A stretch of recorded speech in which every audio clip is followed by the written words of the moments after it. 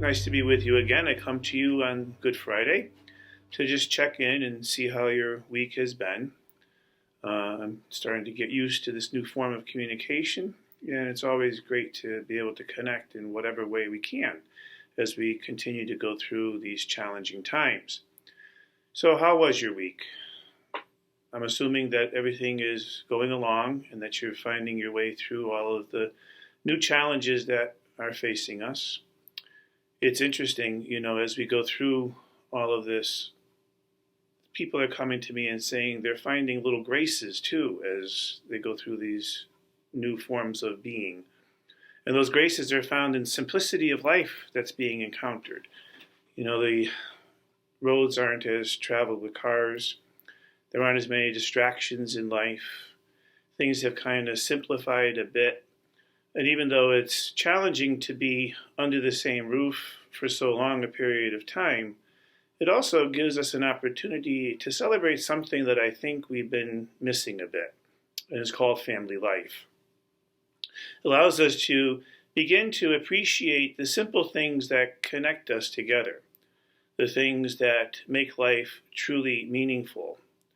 Rather than being distracted and absorbed with having to get kids to the sports games or to the dance lessons or to whatever activity is going on and running frantically all over the place, we find ourselves homebound and settled in. Is that really such a bad thing? Maybe at the end of all of this, we will learn some very particular lessons about what it really means to be a human being, what's really important in life, and what I really need to do to structure time to be with those I love.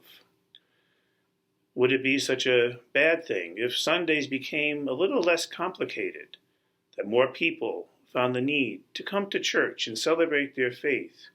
We've been hungering and desiring a reconnection with the sacraments.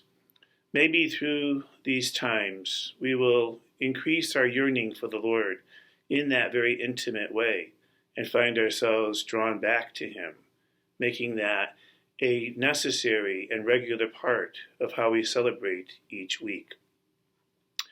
It's interesting as we look at the emotions that are going on today as we celebrate the death of the Lord. We're facing those things we find most challenging, that He found most challenging, suffering and death. And those things always have the ability to trip us up. We can find ourselves easily getting discouraged when life doesn't necessarily go as we would want. There's a quote from St. Teresa of Calcutta that I find myself going back to quite often. And quite honestly, it's not a quote that I always enjoy going back to because it forces me to do some contemplation about myself and challenges me to get out of the self-focused venue that I can find myself getting into and see things for the wider purpose that is focused more on God. And so she says, if you're discouraged, it's a sign of pride because it shows that you trust in your own power. If you're self-sufficient, your selfishness and your intellectual pride will inhibit His coming to live in your heart. And here's the powerful line, because God cannot fill what is already full. And maybe we have a hard time finding God in our lives because we're so busy trying to fill things up ourselves. We have so many things around us that we need to have in place, want to have in place, think we ought to have in place, that when it comes to really hungering and thirsting for the more, we're too filled up to find that ultimate and deeper thirst for our Creator. Some wise words that she can share with us today. We know that at the end of the Good Friday experience is the hope and the glory of the resurrection. That light shines.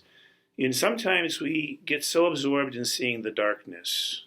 Everything is a cloud. But St. Francis of Assisi reminds us that in all of the darkness of the world, of all of the darkness that can ever envelop us, it cannot be extinguished because the light of a single candle will always be visible. Think about that. The resurrection of Christ is that single candle that even in the darkest of dark will always be illuminated. Find that light. Find that joy.